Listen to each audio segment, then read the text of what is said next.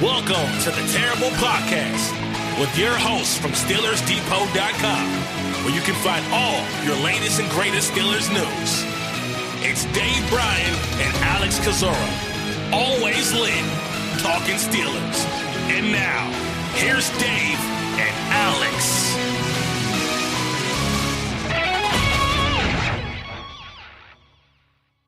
Welcome to the Terrible Podcast, Season 10, Episode 123. He's Dave Bryan. I'm Alex Kozora, SteelersDepot.com. Thanks for being here this Friday, Steelers Nation. Just a heads up, we are recording this on Thursday night. I'm going to be out of town this weekend for 4th of July, so if any earth-shattering news breaks Friday, as it probably will, knowing how this goes, that's the reason why we're not covering it. But anyway, Dave, how you doing? Hope you're going to have a great and safe 4th of July. Yeah, I'm usually in a better mood in the morning, so it's been kind of a depressing day. I don't know why. What a depressing year. Yeah. Well, luckily we're in the second half of that, but it sure isn't starting off smelling like roses there. Did you see that graphic NBC like Sunday Night Football Earth 42 or 2020 42 whatever it was, you know what I'm talking about. Right.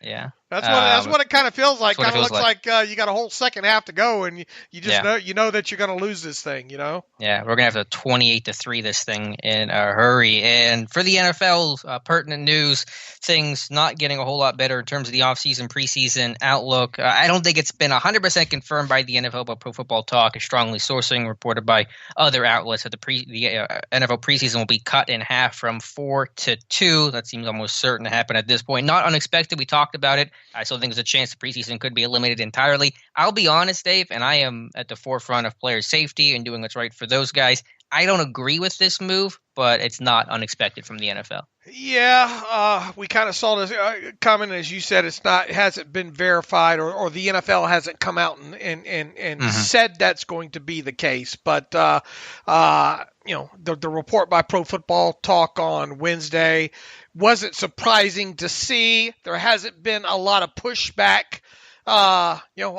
from all aspects of the Twitter world with that. So that leads you to believe that it's only a matter of time before the league announces it. Now, with us being on the cusp of a holiday weekend here, you have to wonder if they'll get this news pushed out by Friday evening, and if not. Man, I mean, you got to make it. You're coming up on the time where you got to start making a few decisions here. So you would think by the middle of next week or by next Friday at the latest, we'll have a lot of clarity on a lot of things. And as far as it being the right or wrong decision, if indeed the preseason's cut in half. Look, nobody hates losing these games probably as much as I do, from the sheer fact that don't go to camp and all like that, and this is a good opportunity to see a lot of these players. But I understand it, especially with the spike in the COVID-19 and all that's being reported out there, and I understand it, and if that's what they decide is in the best interest, I'm fine with it. And look, I mean. Not having the off-season programs and all like that, do you really want these guys kind of hurrying to get in a game situation? Now, I know you're going to stand up for the guys on the bottom end of the roster. Yes, you do. I get that. I mean, nobody gets that. Nobody misses having a fifth preseason game more than I do, like I said. But on the flip side of it, what's the smart thing to do overall here? I think that's to at least start by cutting this thing in half and see where we are, a couple of weeks from now. Once again, I don't necessarily love it, but I think, assuming that's the move that winds up being made, I'm okay with it. I get the intent, and just to bring the facts, assuming that these are what's going to happen, before I get into my opinion and get on my soapbox briefly, the two games that will be cut for Pittsburgh, because the way the report is that you would have played preseason games 2 and 3. So the Steelers would keep the Saints and the Jets game, and they would lose the Tampa Bay opener, week 1 at least. They've already lost the Hall of Fame game. We know that's confirmed. And then the annual finale against Carolina. So you would lose Tampa Bay in the Carolina games. You would then play your preseason games. You have the Saints August 23rd and the Jets August 28th, correct? So that's a quick turnaround for your 2 preseason games. Right. Now, look, I'm not total. We still are working off of a report. So Right. And PFT or someone said there could be tweaking, so they could maybe expand those 2 weeks right. out, which would be logical. And not only would that be logical, but mixing up some, because look, if you go through the entire list, not all these teams are 1 game home, 1 game away either. I was going to ask about that. Yeah, are some teams playing 2 away? And I'm sure some are. Right. And how much of a sense does it make to have teams travel? I mean, if you're going to go that far and cut this thing down, and you're probably not going to have fans in attendance for these, you wouldn't think. Do you really need the New Orleans Saints traveling all the way to Pittsburgh and and going that route? What I'm getting at here is it would make sense to have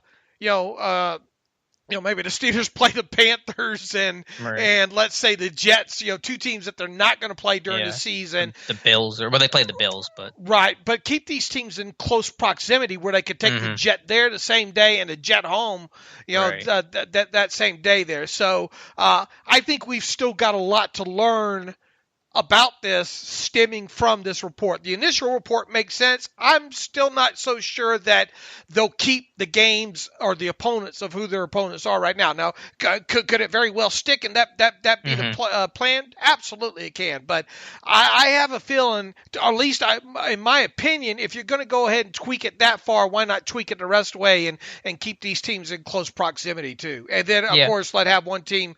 I mean, I guess it really doesn't matter home or away for that. For that matter. I mean, it's preseason here, but and if no fans, it's not like you're losing revenue there. Now, I would say some teams maybe will lose revenue not having the tarps out there with advertising, but that's all kind of revenue shared anyway. So anyway, carry on.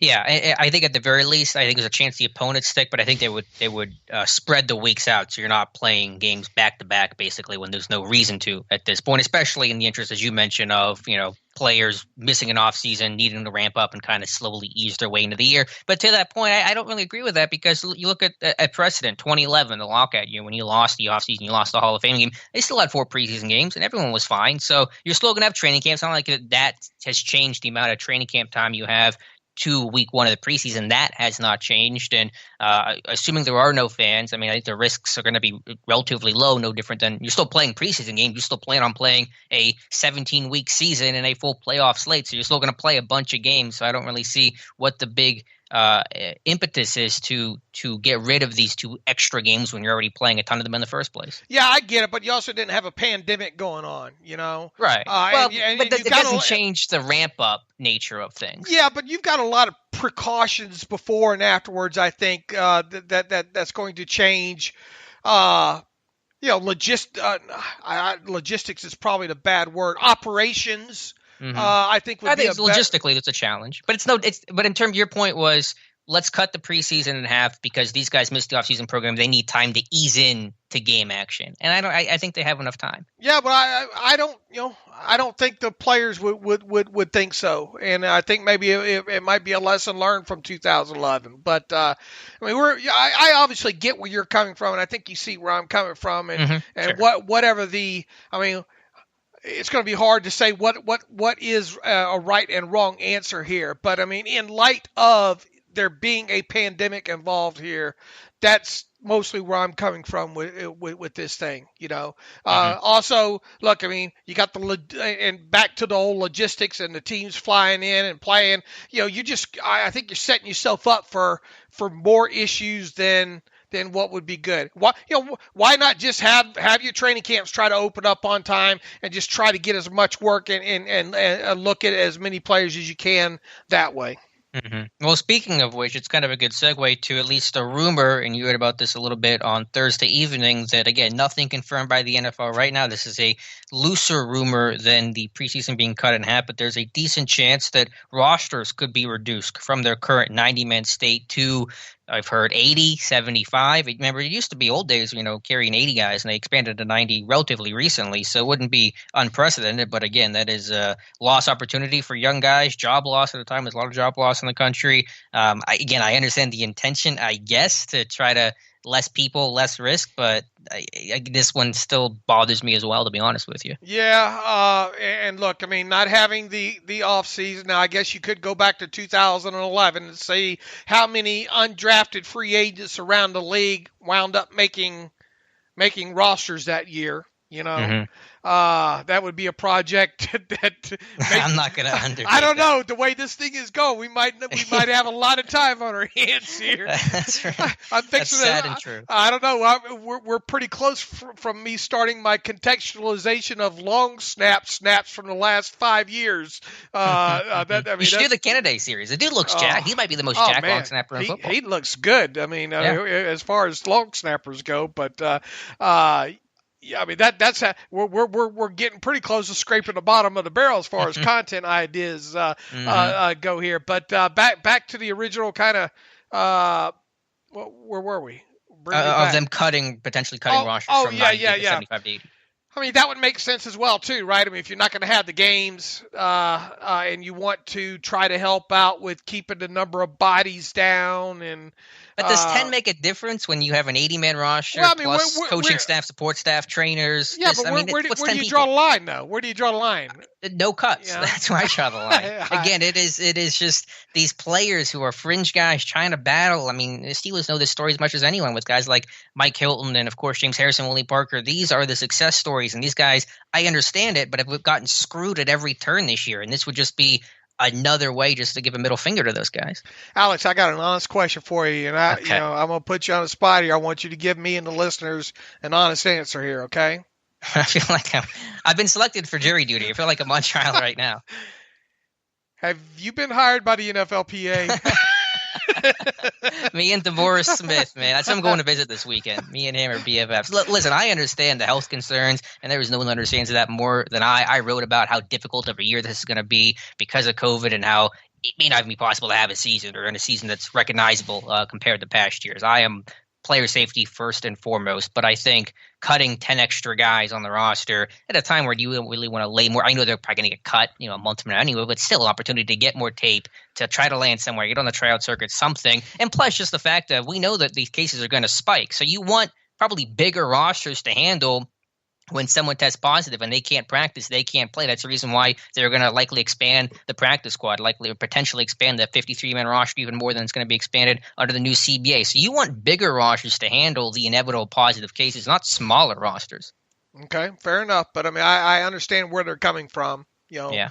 And I mean, we'll see how if any outbreaks happen and all. Look, there's so many things they still have to get decided yet that we haven't even scratched the surface on.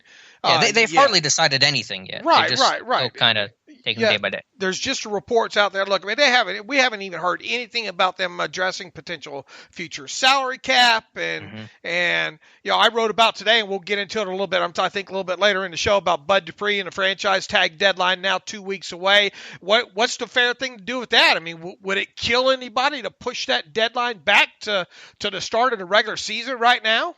The answer to that's no. Right.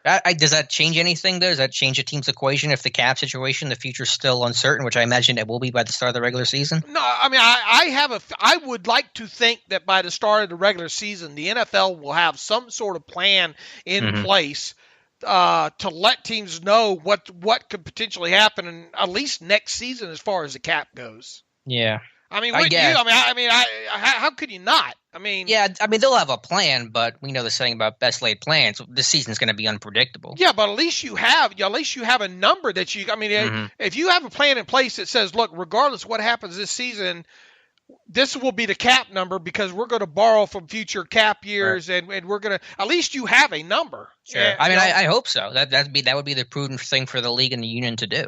Right, and I can't imagine them not having something like that in play. I mean, we'll obviously see, but I can, there were the reports a couple of weeks ago, right, that was one of the things that potential was going to be bargained out here in these next couple of weeks. So within that, I would say, while you're still working on that, why not push the franchise tag deadline back to the start of the regular season? And look, by doing that. How many, let's look at this thing realistically, and I guess we're transitioning here. I'm sorry going down this rabbit hole, but no, go ahead.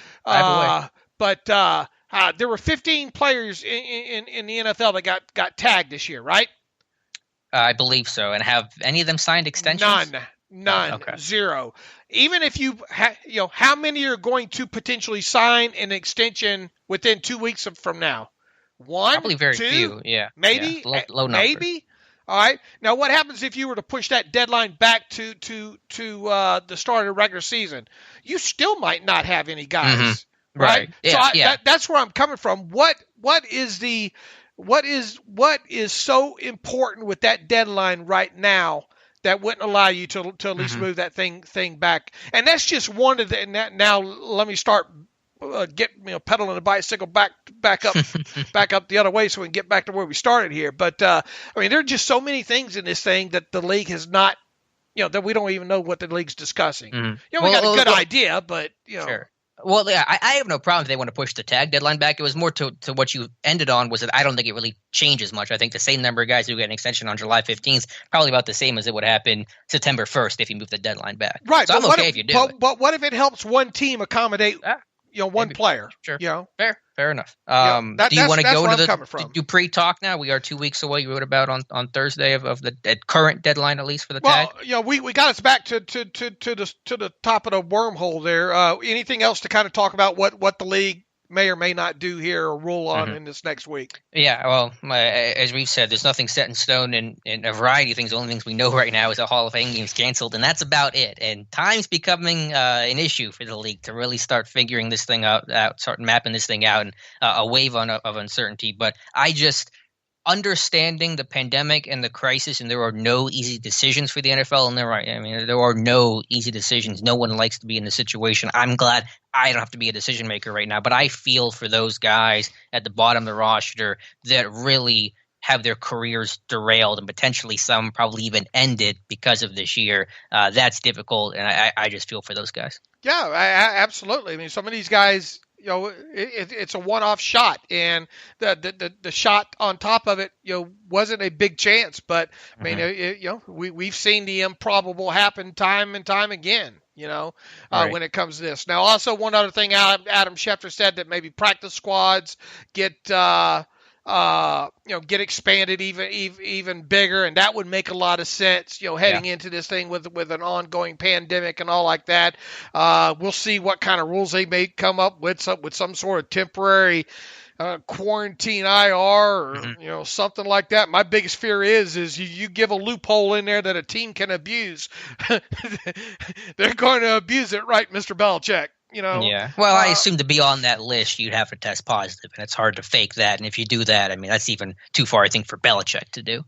Yeah, like proper inflation of footballs, right? Well, there's a difference between that and trying to fake a guy having COVID. I mean, but hey, it's Belichick. Let's stay out. Don't give me another hole to go down, all right? I'm going to get you canceled, Dave. Right. Those are my thoughts, though. Yeah, those are my thoughts. Again, we'll keep you posted. Nothing set in stone, but I think it's reasonable to expect the preseason cut in half. I think I'd be shocked if it wasn't, and rosters could be reduced. I think at least the latter is definitely a wrong move, and even preseason I think is questionable to do, but understand the motivation from the NFL. All right, as we touched on earlier, let's play that out. And I think you got an upcoming article on that maybe this weekend or maybe Monday or whatnot. Monday. I wrote about this when I wrote it up today. Who are the ones that most likely – let's say you had to cut 10 guys and carry an 80-man roster here. I mean, JT Barrett's not long for this roster, right? Yeah, I don't know the list of who all you would cut. It's obviously going to be some smaller name guys, some areas where you have excellent depth, some receivers are going to get some pink slips. I think about, though, just in the scope of the loss of off-season, rookie minicamp, OTAs, minicamp, preseason, everything else that may be cut, and what guys who were expected to make the roster, reasonably going to make the roster, that are most impacted by the lack of playing time. I think about guys like Mason Rudolph. We had this discussion on the show on Tuesday about a smaller window to view him is going to be detrimental because this was such a huge year, sink or swim for Rudolph. Same about the right tackle battle between Okorafor and Banner and how you're going to have a limited information on who your starting right tackle is going to be. That's important. Chase Claypool, we've talked about the transition for a rookie receiver making the jump from college to the NFL. Alex Highsmith and what his future could be. Could he have a really quiet rookie year just because he's a rookie and he's going to be behind a Daney and Skipper? I think about those guys. So anyone else you would add as guys that may most be impacted by the loss of all this? Any of your undrafted guys, obviously. Sure. You Yeah, know? I mean, any rookie in general, of Right. course, is going to be on. But just the guys that most impacted, that is most relevant to the Steelers and what they were trying to accomplish in training camp and preseason. Well, a guy like Justin Lane. I mean, Mhm. you probably wanted to try to get a little bit longer look at him. Ulysses Definitely. Gilbert III is another one. That really could Absolutely. have used a lot of. I mean, not just preseason time, but OTA and Mhm. mandatory mini camp time. Cameron Sutton to some degree. I mean, that potentially is your next guy up. You really would have probably liked to get him a lot of work in there. We don't even know who we're not even sure the first man up at safety is on the roster right now. Right. Absolutely. And you got a lot of young guys that you're missing out on. You want to see more from Marcus Allen and Juan Brooks Jr. That's not going to happen this year. What about So- Tyson Alualu if he's Yeah. going to be your nose? Right. Running some of those 3-man fronts, during the preseason and all like that. So look, top to bottom, when it comes to the Steelers, and I'm going to take you in a similar but yet different direction here. On top of it, we've stated time and time again that this team being an experienced team, it bodes a lot better for them than it does, let's say, the Cleveland Browns.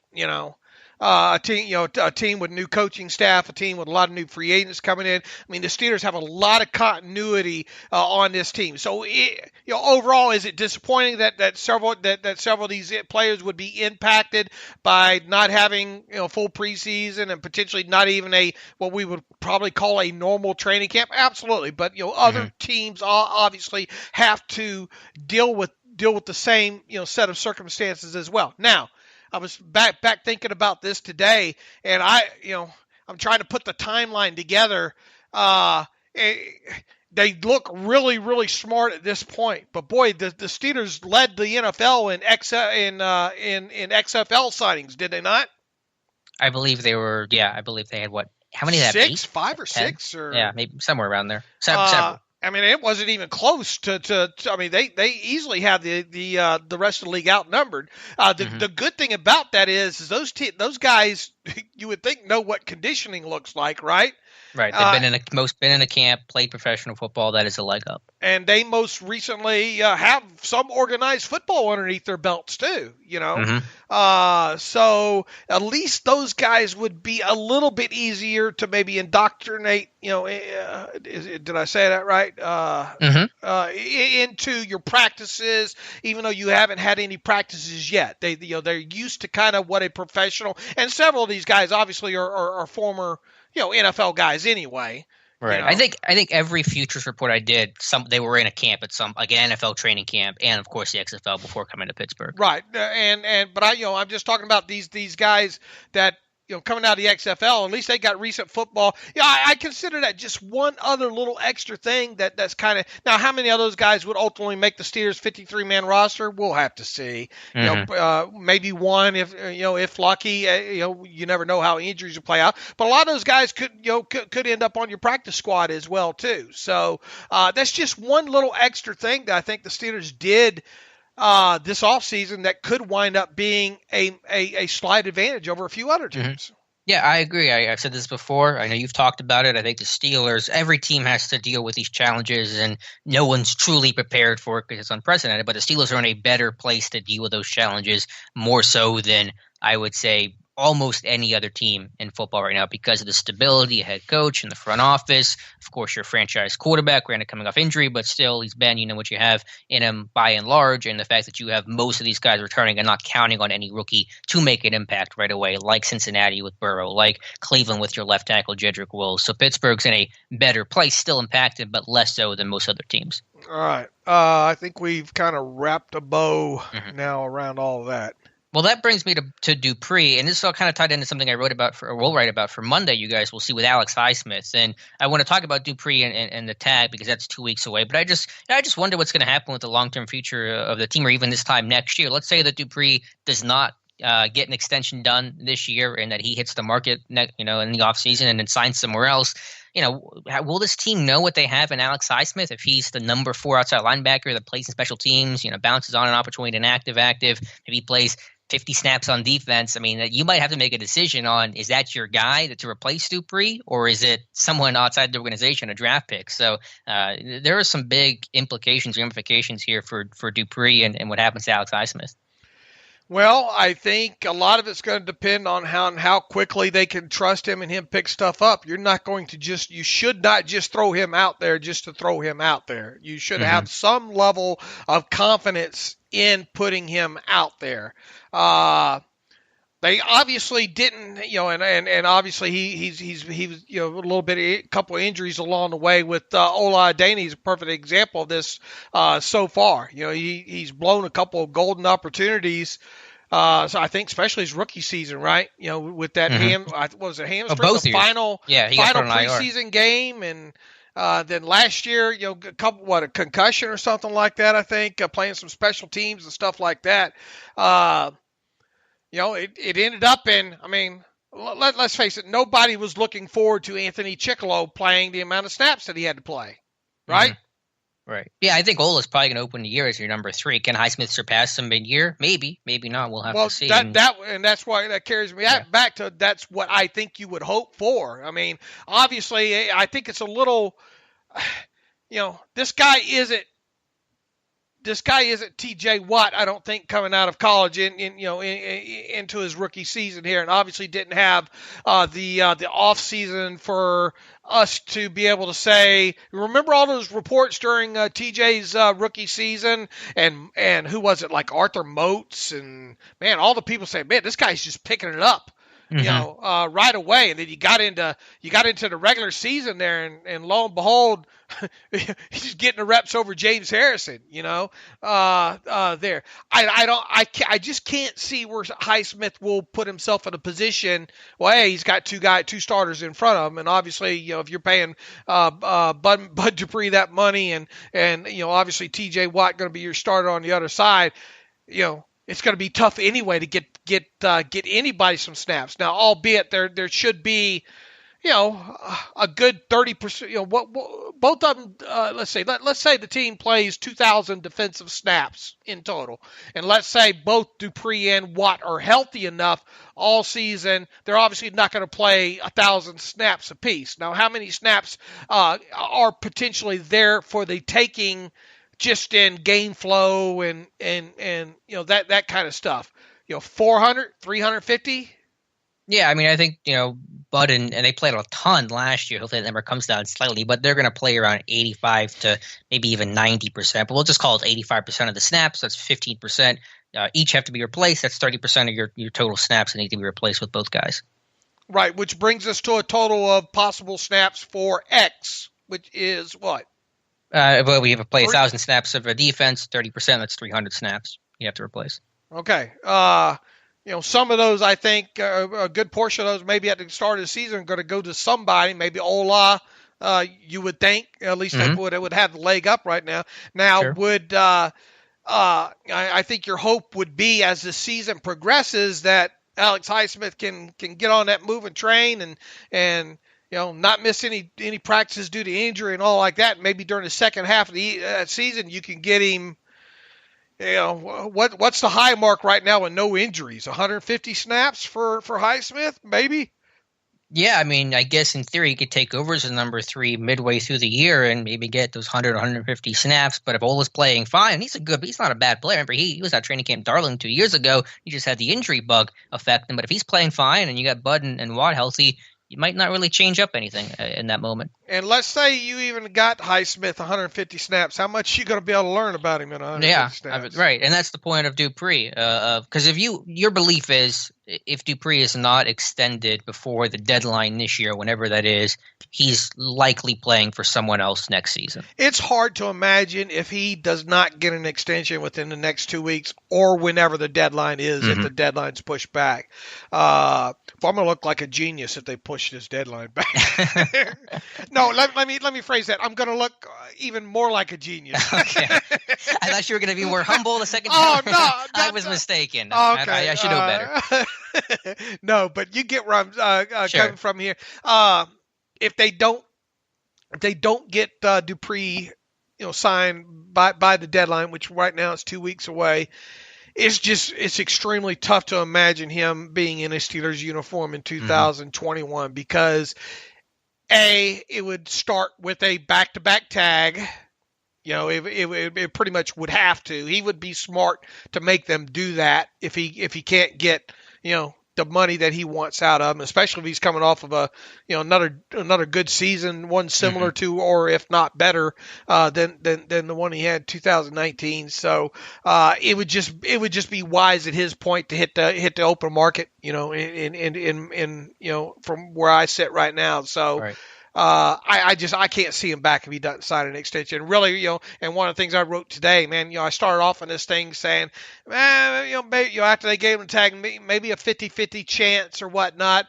As time has gone on, this pandemic and kind of the uncertainties and all, and really there's been not that he's been given an opportunity to talk about his contract situation, nor would he give us much information anyway if he didn't meet the media and talk about it.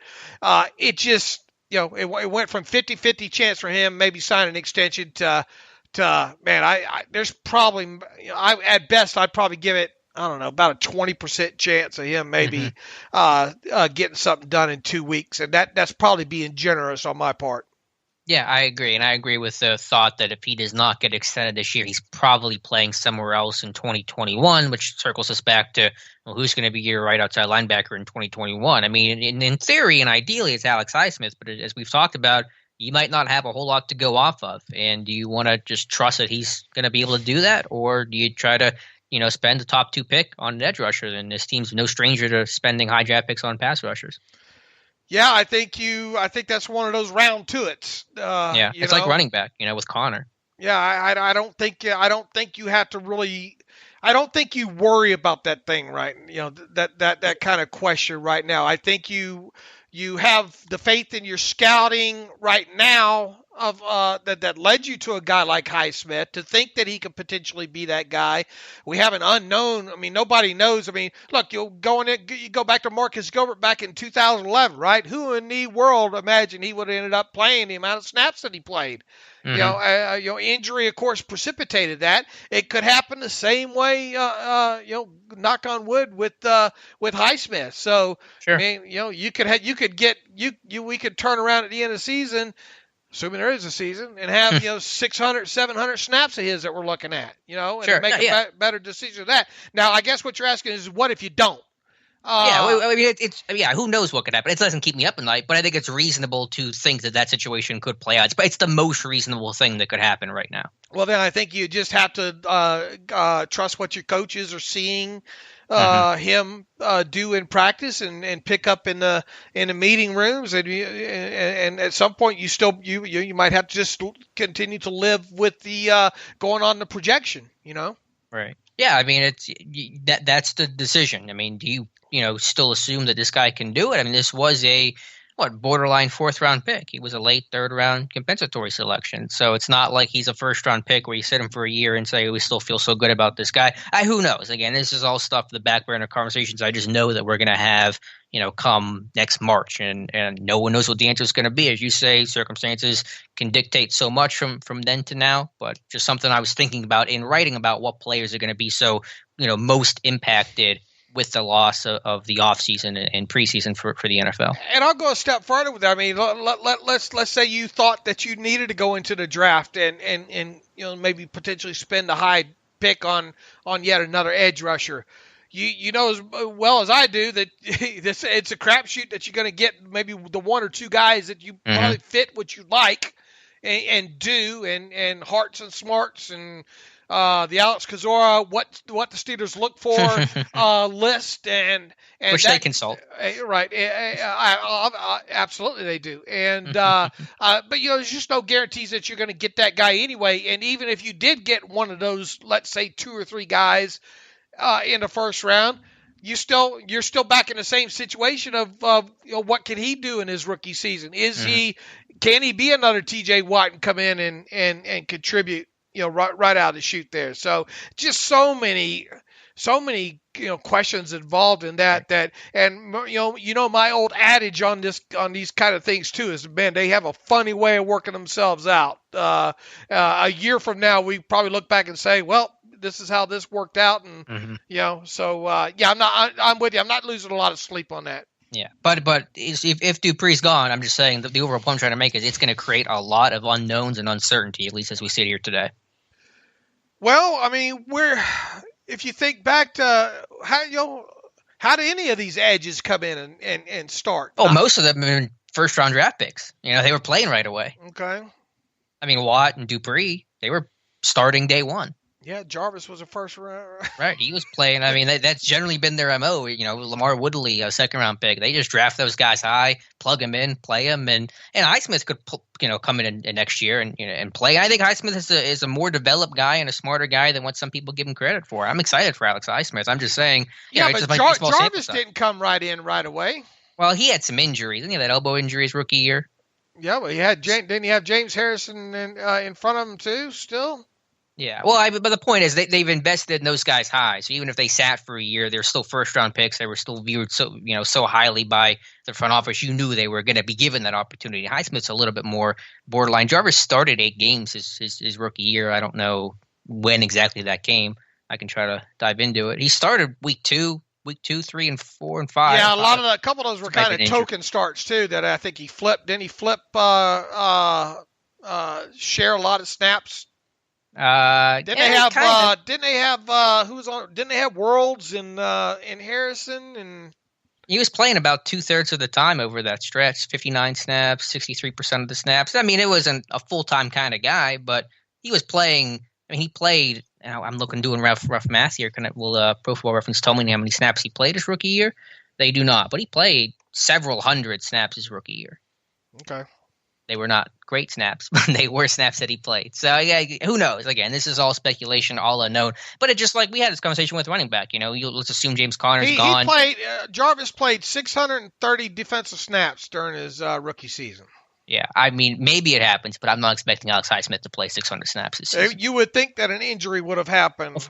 Definitely would have to happen. And it could. I mean, who knows? Or COVID. I mean, so who knows? But that's not it's not the expectation, at least right off the bat. But again, we had this conversation with James Conner. You lose James Conner this year. Do you roll with Snell and McFarland and company, or do you then invest in the draft with a running back? It's the same conversation I think you're having at outside linebacker. All right, how do we roll this back into Bud Dupree now? Just, I don't think it alters. The only way if Bud comes out and just, what would a season have to look like for Bud Dupree to get a back-to-back franchise tag? And even then, would he be happy with it? Would he sign it? Yeah, I mean, it would have to be a season similar and probably even better to what he had this past year.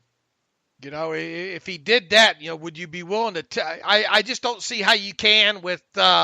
Because here we are, talking about talking about cap uncertainty still, and you have to, Well, by then you would have certainty by next year's tag deadline, right? But you would have to get a deal done with Watt and sure. All the other free agents, of course. Right. That's why I don't think he's going to be back. Right, and I don't either. I think the only way you can make him work in the future is to get him done now. That way you would have that option bonus to work with. That option amount to work with in March, so you could turn that a good portion of his base salary in 2021 into a signing bonus to lower his cap hit, so you could work around his number. That's the only way you do that is to get him done now and within 2 weeks. And once again, I just I'm at the point now where I think 20% is generous to think that way. Now they might surprise us, but it's just where I'm at now. Yeah, and I will say I've been wrong about Dupree before, so I may be wrong again. I mean, I don't know. And I think he will get paid by someone next year. I just think it's going to be by Pittsburgh. If he has a season similar or better than what he had, in 2000, if we see some of that same stuff that we saw last season with him, somebody will pay him, and they'll pay him a lot. Same with a guy like Shaquille Barrett too. Right. He's on the tag. Who's on a tag, and as it looks like right now, it doesn't look like he's going to get a deal done. And he's making more because he's getting DN money. He's getting like $19 million. I think. Is Is that how it's working out with him? Forgot to look back. I think they considered him as a defensive end. I'm not 100% sure. But anyway, there'll be some pass rushers on the market next year, I think.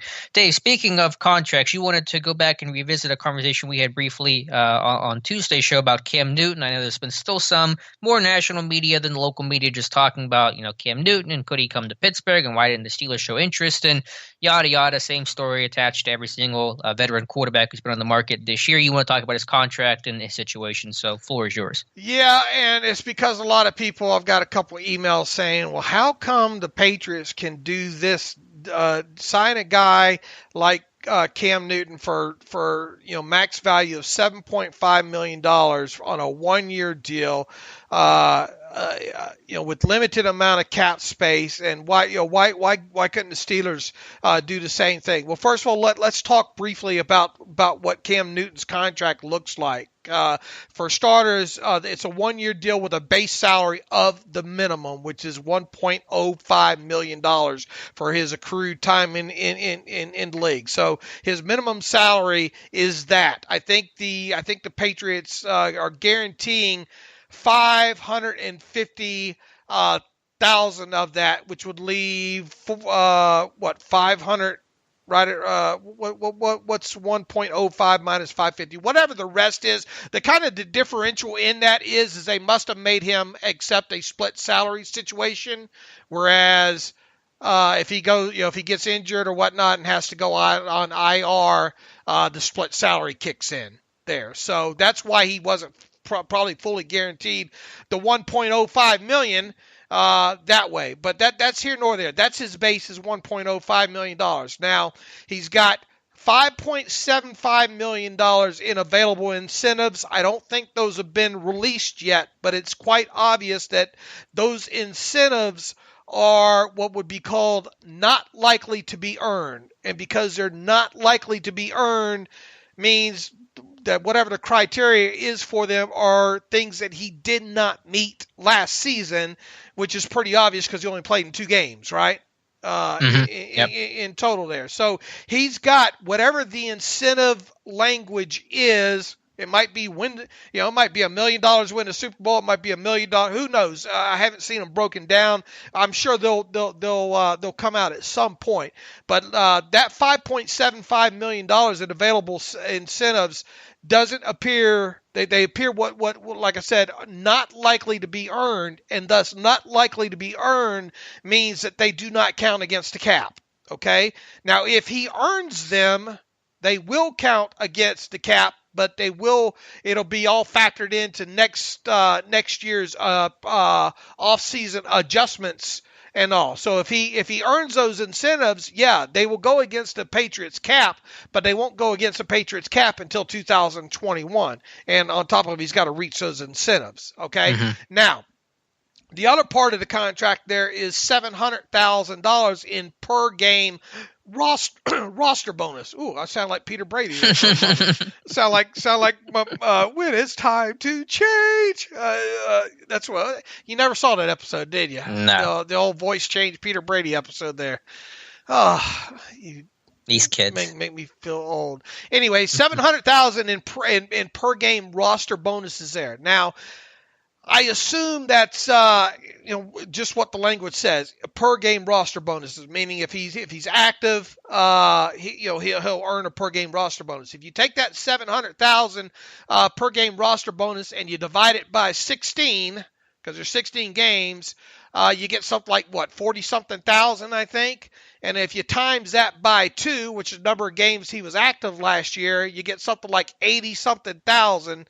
Total there. So that would be his likely to be earned per game roster bonus amount. The rest of the roster bonus amount, whatever the 700,000 minus the 80-something thousand is, would be considered not likely to be earned. So basically what you're looking at here with him, or that would be 40. Hold on a minute here. Let me break out the old trusty the abacus. The abacus here to get a true number for people here. I had this bookmark, but I went and got off of it here. Let's see here. Phil. Okay, here it is. if you take the 700,000, you divide it by 16, that becomes 87. No, wait a minute, 43,750 per game that he can earn. Okay. Okay.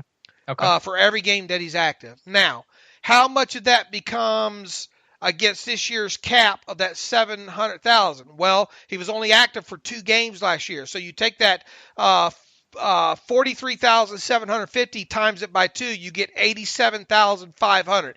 That's how much of his per game active roster bonuses go against the cap. The rest is, along with his incentives, is what's considered not likely to be earned. So you take the $1.05 million base salary that he's scheduled to earn, you add in the 87,500 in active roster bonuses likely to be earned with Cam Newton, and you get a nice cap charge of in 2020 on him for the Patriots of $1.1375 million there. So just over $1 million cap charge there. Now, the question, people say, well, damn, if that's if his cap charge is only 1.1375 and at most he can earn $7.5 million, why didn't the Steelers sign him?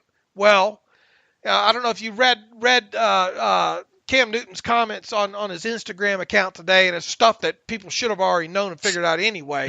A team could have probably offered him $15 million a season, but if it meant him probably holding the clipboard all season, it did him absolutely no good. Okay, the guy does not need or shouldn't need the money based on his career earnings right now.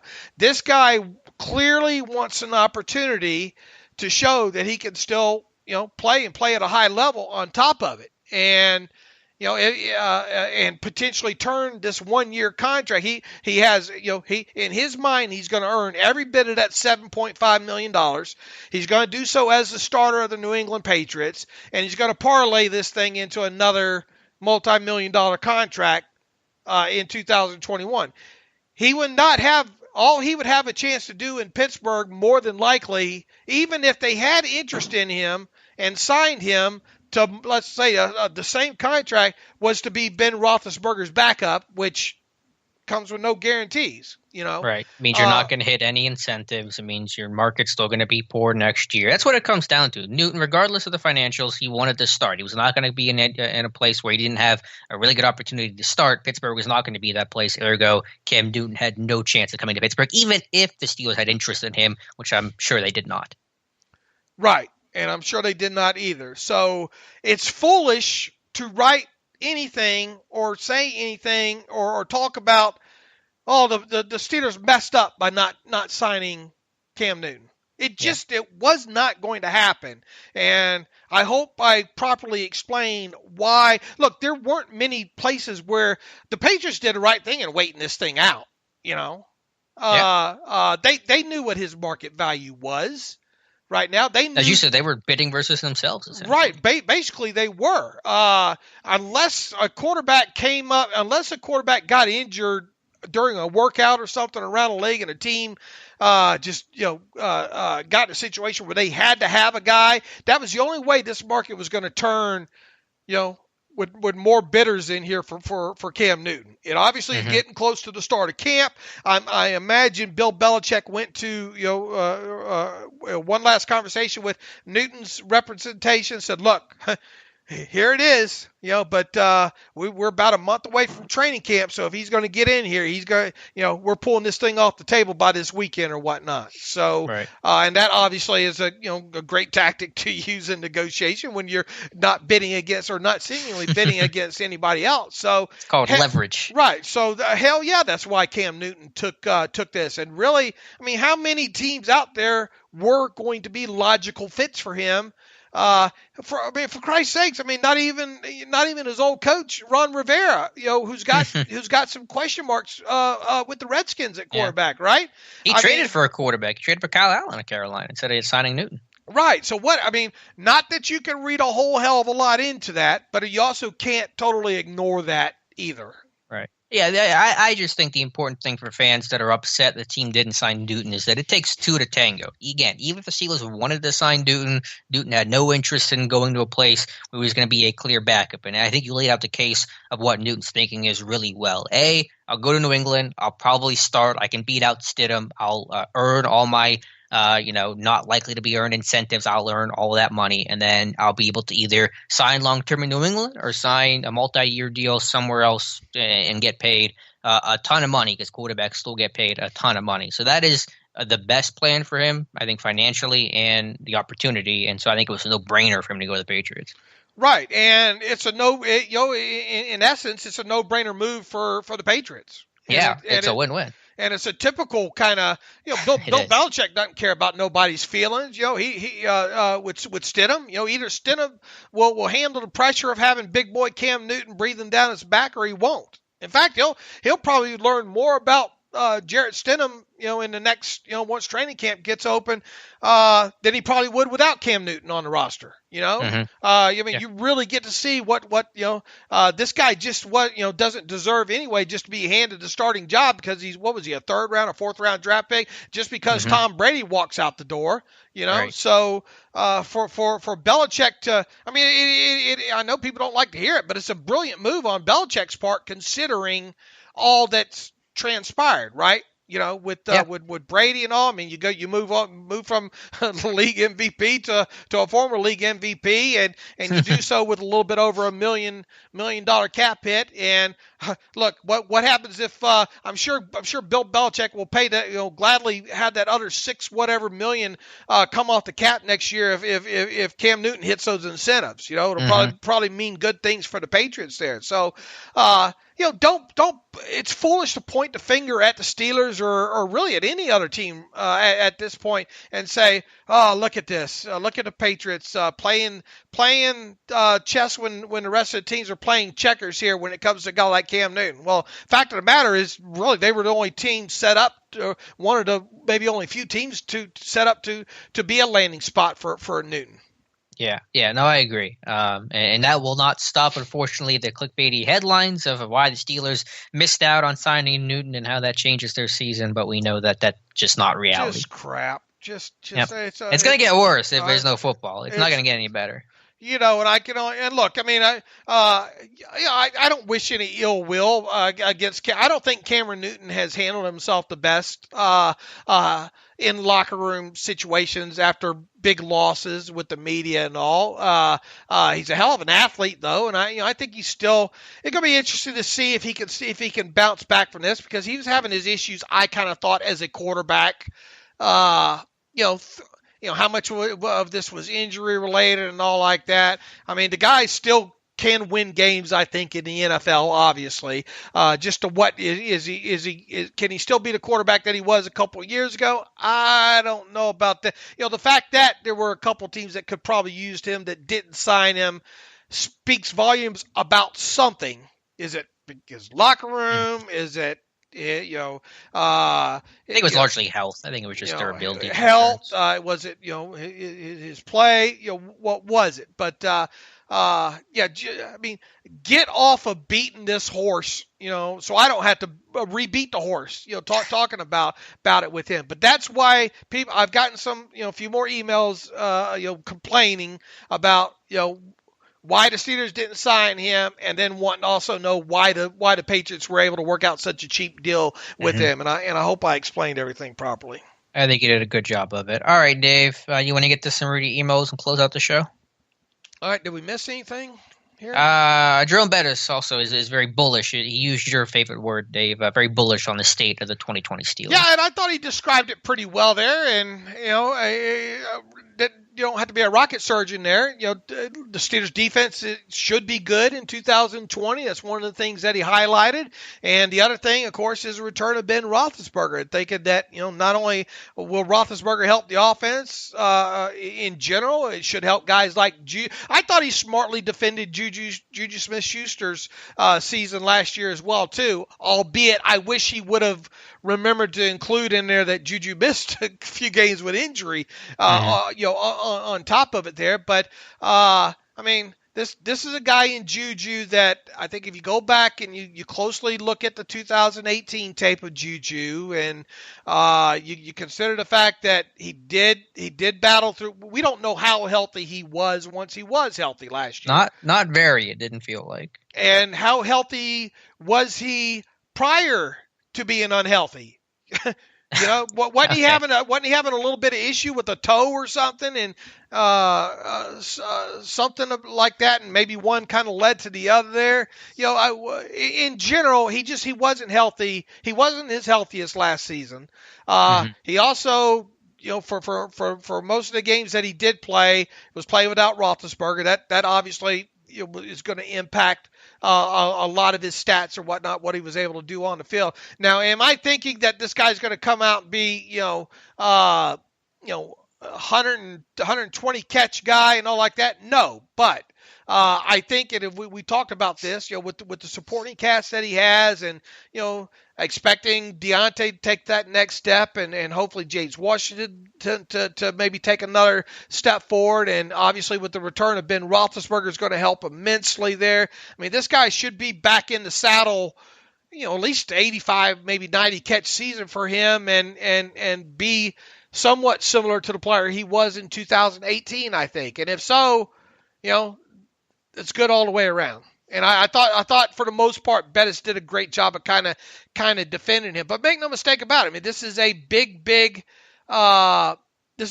season for Juju Smith-Schuster, as it is with James Conner as well. But I thought overall, his reasons for thinking the Steelers are going to be a pretty damn good team were sound.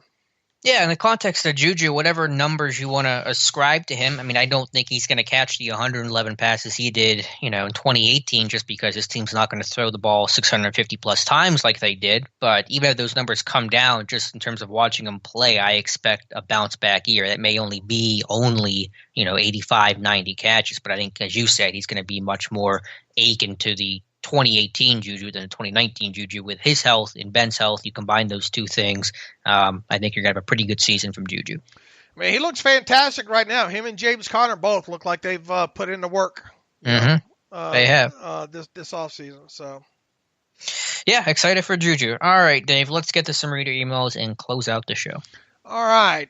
Being as how we're running this a little bit day early, I don't think we have as many here because we haven't put the call out. And I don't think, let's see if, all right, from George, from our buddy George. Hi, guys. I have always liked McCullers and thought the game and thought he gave them a stout goal line defensive front. It sounds like you do not think that is enough. So I was wondering if you think the game has evolved so much that the nose tackles of the past would not be good enough for today's game. You touched on this in today's podcast, meaning Tuesday's podcast, but I was hoping for more. Specifically, what made Chris Hoke such a good nose tackle? Was he better than Kimo von Oelhoffen? Would Hoke or von Oelhoffen be a good nose tackle in today's game? If so, I would think Tyson Alualu has the same body type as Kimo, so why wouldn't he be as good? In a similar, okay, well, let's get that part of the question. George has been a listener for ours for a long, long time. Good dude. Well, thank you, George, for asking the question. Yeah, I think that those, different era nose tackles of more emphasis on run defense, they were obviously playing more. You were junior-based defense a lot more. You were not the one-gapping, penetrating defense you are today. You were old-school two-gapping. So I think Hoke and von Oelhoffen would be better than McCullers today, but they would still struggle because that role just isn't as valuable. That skill set isn't as useful as it was back then. And vice versa. Had McCullers been playing in the early 2000s, he'd probably be a more valuable, impactful player than he is today. Think about old, what Sam Adams and Ted Washington types. I mean, those really just big dudes that didn't move well, but they clogged the middle. McCullers would have more value. So, yeah, I mean, that's just it's more about the era of the game. Though, honestly, McCullers' just own talent is pretty marginal. I think it's been around backup level for the last 2 years, which is an improvement from where it's been. But, he's a sixth-round pick who's always kind of played like a sixth-round pick. And he's really, in my opinion, just not I mean, we haven't seen him asked to two gap too terribly much, and that that's one of the things Chris Hoke I thought was a more than did a more than admirable job two gap in there. In that defense when he had to play, in place of Casey Hampton. We already talked about, and look, I mean, there, depending on the offense that you faced, you had to be able to defend the outside zone, Today or back then? Back then. Yeah. Hokie was a different type. He was a little quicker, obviously, than Casey, which was a low bar to clear, but he was quicker. So, yeah, I mean, he was a little more useful in that regard. Right. Now Casey did a good job against outside zone, but I thought Hoke was more of a superior player. Now, they both could obviously two gap. In terms of outside zone, you're saying they're superior. Right. Okay. In outside zone and be able to flow and stay square and all those kind of things. What they got to start doing with Casey, too, is they just start and the rule change came about. They would just cut him, with the old chop block. Right. Well, they would just chop him down. That was legal back then. When did that change? It was later in Casey's career, right? Really? I don't know. I was always thinking it was always illegal, but let's see when that got. Looks like they made a rule change in 2016, but they do something more significant to it earlier. Well, I don't know. That was you had to be the one player over. Mm-hmm. Yeah. Was there something else changed? Right. Adjacent player over. Was there something else changed earlier than that? I'm drawing a blank, but anyway, yeah, but point taken. But and look, George, two gapping, the Steelers have pretty much, they still do it occasionally, but now they're more, they allow those guys to penetrate now. Mm-hmm. And that is obviously not McCullers. So that's why Hargrave thrives so much. And Alu is better at that skill set than McCullers. How good will he be? We'll see. There are questions because the dude's never played that position before. It's not completely different, but it is going to be different. So we'll see how he adjusts. But I think he's the superior option to McCullers. What is at nose? What is Alu's strengths and weaknesses?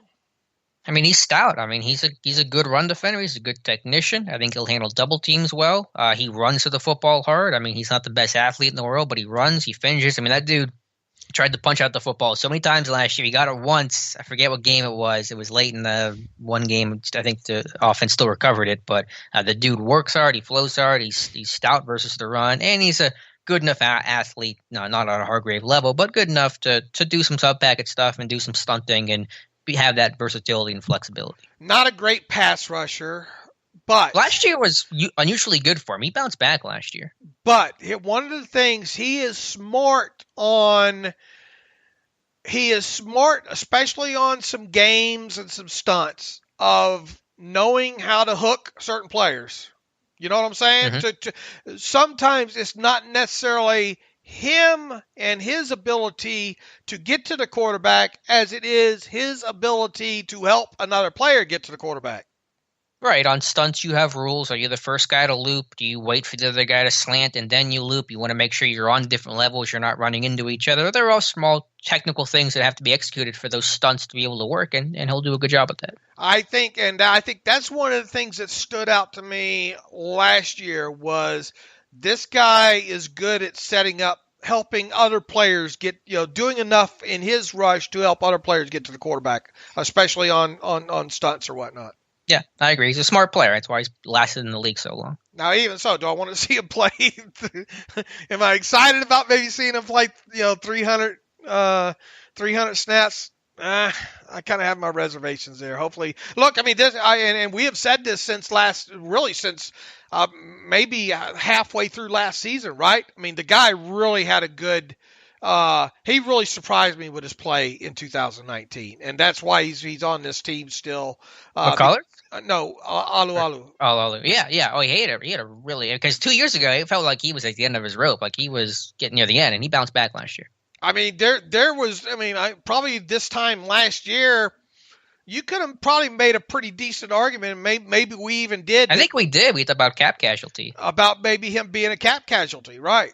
Yeah, I remember us talking about that, but he shut us up, at least me up pretty quickly. Right. Yeah, like I said, I mean, it started about, I don't know, like I said, about halfway. I think it was maybe from that Bengals game, that first Bengals game on, because I think didn't he have a good game against the Bengals? The one he finished with a sack where he just lit up whoever he was going against. I think it was one of the rookie linemen, left guarders, like Michael Jordan. I want to say that was that first meeting against the Bengals. I might be wrong. First or the second? It was the first. Yeah, he had the sack in that game. All right, that from really, I was like, oh, okay, that Steelers D line destroyed that Bengals O line that game. I mean, it was just Cam Hayward, just grown man, bullied that O line. I mean, for losing a guy like you did and Stephon Tuitt, and then still being able to survive that, overall, it really kind of speaks volumes for the rest of those guys. Not name McCullers.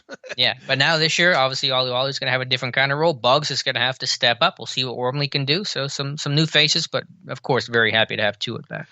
Anyway, he goes on to say, if so, this is George's email. If so, I would think Tyson Alualu has the same body type as Chemo, so why wouldn't he be as good? I just think the biggest thing with age and him, the wear and tear maybe of him, having to do a little bit maybe more against the run, kind of maybe has me concerned.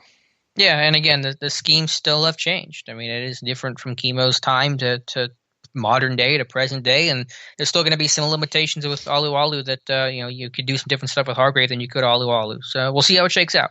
Here's part 2 from George. It's a good question.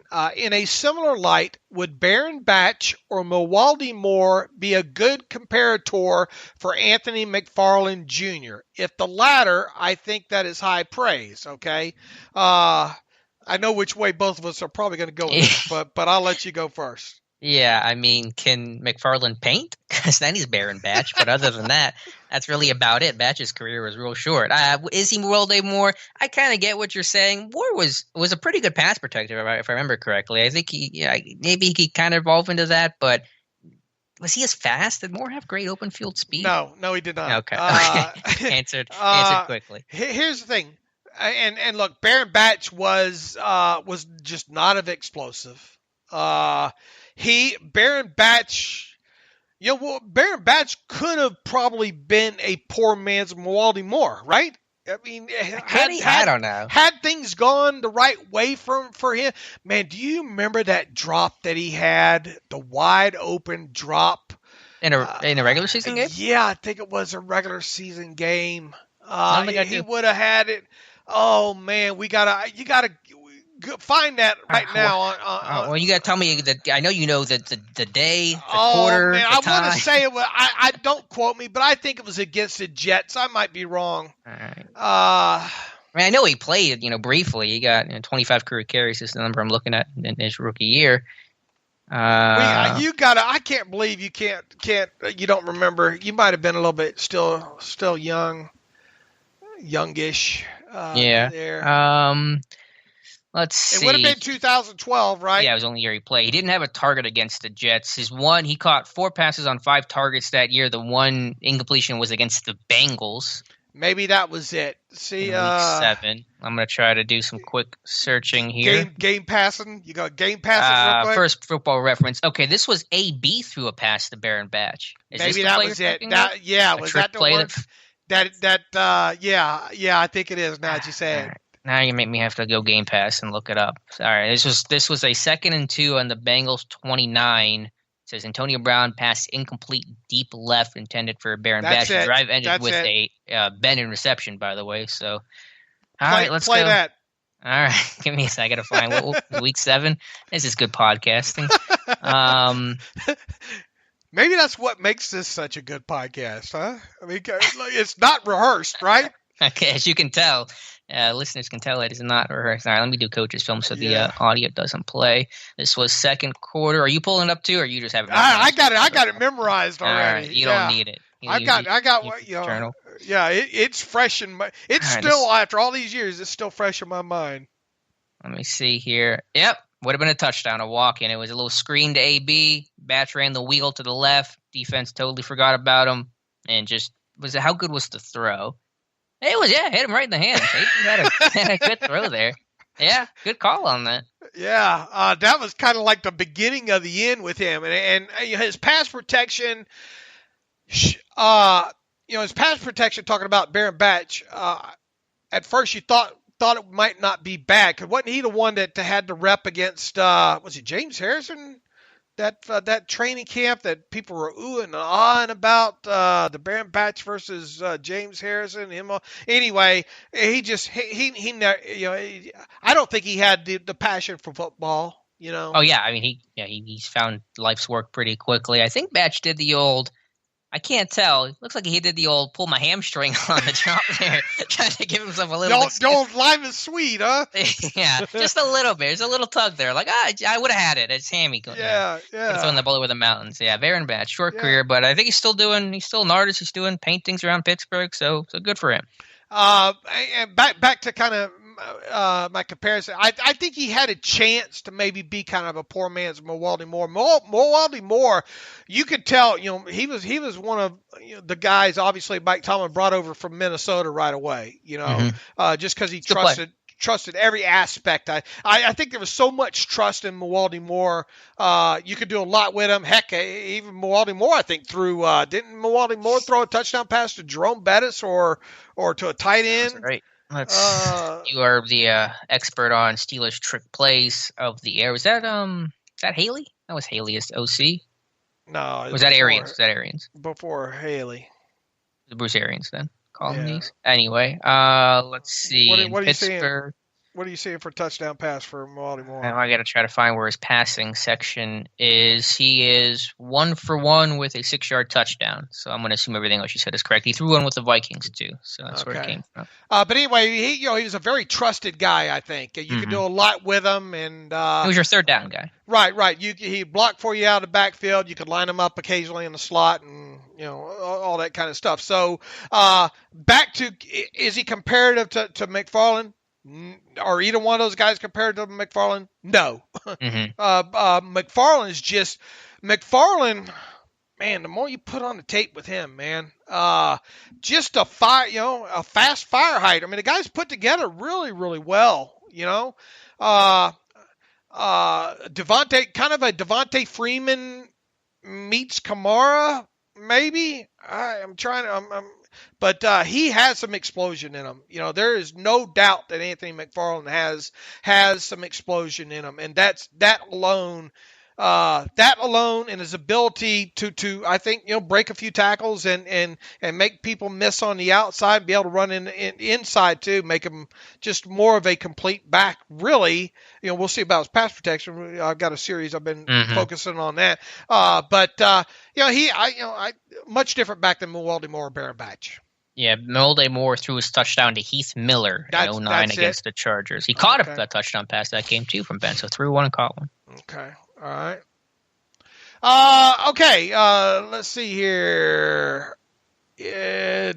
From Michael Ruckett, Dear Terrible Podcast. If camps are delayed and Cam has little time to get up to speed with the Patriots, what are the odds he is traded to a team who suffers a quarterback injury for a third-round pick to replace the pick the Patriots lost due to a sideline gate? In the words of Tupac, that's just the way it is. I don't know what that means, but anyway, look, if he can't be the Patriots starting quarterback, I mean, I can't see them trade. I just don't see them trading him.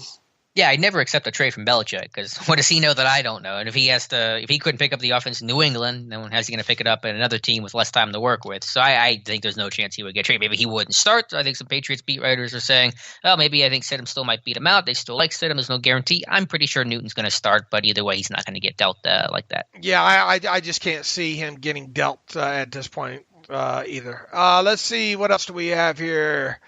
Jelani, didn't we already hit this? What you guys thought defense better than the two? We got this one the other day. So that's going to do it for the question part of the podcast, and that means you have plenty of time to get a question in for the Tuesday podcast next week. There, Alex, what are you going to do this weekend? I'm going to go out visit a friend for 4th of July. Of course, still going to practice good social distancing and all that. Not going to really go anywhere, but just hang out with a friend I haven't seen in a while. What are your 4th of July plans, Dave? I'm going to be filling in for you. Well, I still hope nothing's going to happen. I just hope no one blows their hand off with fireworks, and it'll be a very quiet Steelers week. So I hope you still get to enjoy it. I'm going to burn some meat. That's what I'm going to do. What's your what's the meat of choice? I don't know. Probably a pork loin or maybe a couple of Brontosaurus burgers or something along those lines. I don't know. Maybe a ribeye or something like that. But there will be meat involved these next several days here, and maybe even on Friday, being as how I don't have to worry about getting the podcast together and all now. That's all done there. So we'll see. Please, in the meantime, over the weekend, tune in to SteelersDepot.com. Participate in the Friday Night 5 questions that I'll have up as well, too. We're going to be giving away another book to one random question answerer. Also, Alex, you'll be back in time for us to do the Monday night live stream, right? Mm-hmm. I will be. And this weekend, I'll have some Let's Remember Some Steelers. Got a post on Tyrone Carter tomorrow. Do you know Tyrone Carter has as many multi-interception games as Troy Polamalu? Thought that was interesting stat of the weird for you. Interesting. Both have two interception games. All right. Let's see here. And with that, we just invite you to tune in to SteelersDepot.com. We'll have content all through the weekend. Hope everybody has a safe 4th of July weekend as well, too. And let's see. You can follow me on Twitter at Steelers Depot. Follow Alex on Twitter at Alex_Kozora. Follow the show at Terrible Podcast. You can email the show, theterriblepodcast@gmail.com. If you like what we do and you want to donate to the cause, we invite you to do so by going to SteelersDepot.com and hit the donate button. Upper right navigational bar. If you like what we do, please donate. Also, if you'd like an ad-free version of SteelersDepot.com, you can get one of those by going to SteelersDepot.com and hitting the ad-free button up right navigational bar. Still getting sign-ups for those, and once people sign up, they tell us they love it.